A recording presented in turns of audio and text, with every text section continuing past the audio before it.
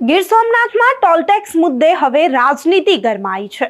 સામાન્ય રીતે બે ટોલ નાકા વચ્ચે 60 કિલોમીટરનું અંતર હોવું જોઈએ, પરંતુ ગીર સોમનાથમાં તો જાણે તંત્રએ લૂંટ મચાવી છે। તંત્રને જનતા પાસેથી જાણે કમાઈ જ લેવું છે। ત્યાં 60 કિલોમીટરમાં પહેલેથી જ બે ટોલ નાકા આવેલા છે, જે 63 કિલોમીટરના આશરે અંતરમાં છે। છતાં ત્રીજું ટોલ નાકું પણ ઊભું થઈ રહ્યું છે। નમસ્કાર, હું અમરીન અને તમે જોઈ રહ્યા છો નિર્ભય ન્યૂઝ। સરકારને જનતા પાસેથી ટેક્સ તો વસૂલ કરવો છે, પણ જનતાને તેમના જ ટેક્સના પૈસાથી સુવિધાઓ નથી આપવી। સરકાર રોડ બનાવે છે, પણ એ રોડમાં ભ્રષ્ટાચાર માત્ર 6-7 મહિના અથવા 1 વર્ષમાં તો દેખાઈ જ આવે છે। ત્યારે હવે ગીર સોમનાથમાં ટોલ ટેક્સ મુદ્દે રાજનીતિ ગરમાઈ છે। કોંગ્રેસ નેતાઓ ભાજપ પર પ્રહારો કરી રહ્યા છે અને કહી રહ્યા છે કે ખુલ્લેઆમ તેઓ લૂંટ મચાવી રહ્યા છે। ઉના કોંગ્રેસના પૂર્વ ધારાસભ્ય પુંજા વંશે પહેલા તો મુખ્યમંત્રીને પત્ર લખ્યો અને હવે તેઓ ભાજપ પર પ્રહારો કરી રહ્યા છે। ત્યારે સાંભળીએ કે તેઓ 63 કિલોમીટરમાં પહેલેથી જ જ્યારે બે ટોલ નાકાઓ છે, છતાં ત્રીજું ટોલ નાકું પણ ઊભું થઈ રહ્યું છે।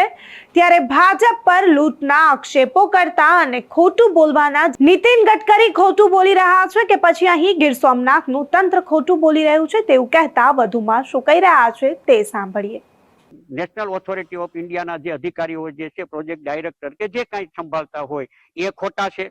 જો એ સાચા હોય તો નીતિન ગડકરી જે પાર્લામેન્ટમાં જે વાત કરી છે એ ખોટી છે, તો કઈ વાત સાચી છે એની સ્પષ્ટતા પણ નેશનલ ઓથોરિટી ઓફ ઇન્ડિયાના અધિકારીઓએ તાત્કાલિક અસરથી કરવી જોઈએ। અને આપની ચેનલના માધ્યમ દ્વારા ભારત સરકારના મંત્રી શ્રી નીતિન ગડકરીશ્રીને હું વિનંતી કરું છું કે આ સમગ્ર કિસ્સાની તાત્કાલિક અસરથી તપાસ કરાવડાવી અને જવાબદારો સામે કડકમાં કડક પગલાં લેવા માંગણી કરીએ છીએ। ત્યારે આ મુદ્દે જ હીરા જોટવા પણ મેદાને આવ્યા છે અને 3 ટોલ નાકા ઊભા થયા છે, તો તેઓ તપાસની માંગણી કરવાનું પણ કહી રહ્યા છે। ગીર સોમનાથના લોકો તંત્ર સામે રોષે છે તેવું કહેતા હીરા જોટવા વધુમાં શું કહી રહ્યા છે તે પણ સાંભળી લઈએ। અધિકારીઓને વિનંતી કે એમને તટસ્થ તપાસ કરીને ટોલ નાકા 55 કિલોમીટર ઉપર કરવા જોઈએ। સાથે સાથે મોરડિયા જેવા જેટલા પણ કિસ્સા છે એવા કિસ્સામાં ગેપ્સ આપવા જોઈએ, તે જેથી કરીને ભવિષ્યમાં પણ ટ્રાફિક નિયમન હળવું થાય અને ગામની માંગણી વ્યાજબી છે, માત્ર એનો ઈગો હટ છે એવું જ મારું માનવું છે। તો મારી આ તકે અધિકારીઓને અપીલ છે કે આવા પ્રજાના પ્રશ્નોને હલ કરે। સરકાર કરોડો રૂપિયા ટેક્સના જનતા પાસેથી લે છે, તેમાં આ અધિકારીઓ પોતાની તો કટકી કરી જ લેતા હોય છે। સામાન્ય વરસાદમાં જ રોડ રસ્તાઓ ધોવાઈ જાય છે, છતાં ટોલ ટેક્સ તો રાખવાના જ, અને એ પણ ત્રણ ઊભા થઈ ગયા। 63 કિલોમીટરના અંતરમાં 3 ટોલ નાકા ઊભા કરી દીધા।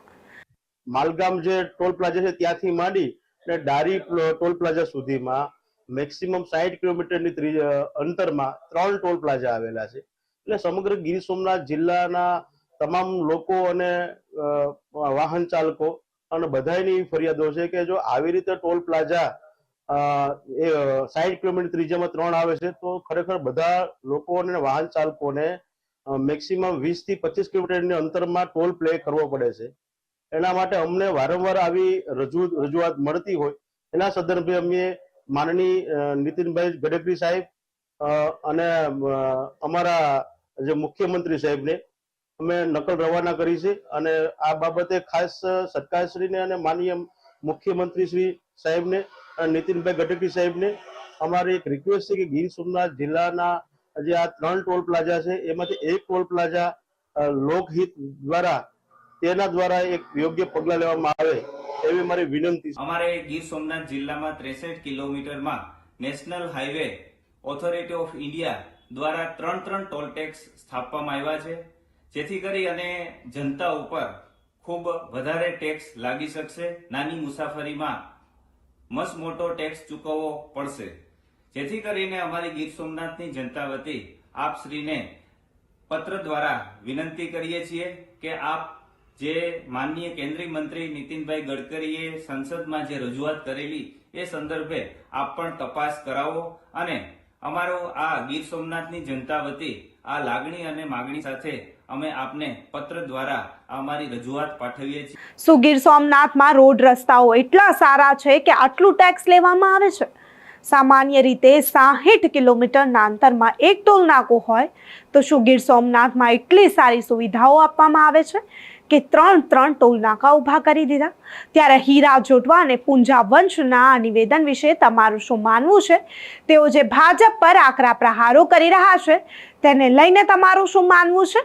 અત્યારે ગીર સોમનાથમાં જે 3 ટોલ નાકા ઊભા કરી દીધા છે તેને લઈને તમે શું માનો છો? અમને કમેન્ટ કરી ચોક્કસથી જણાવજો તથા અમારી ચેનલ નિર્ભય ન્યૂઝને લાઇક, શેર અને સબસ્ક્રાઇબ કરવાનું ભૂલશો નહીં. આભાર.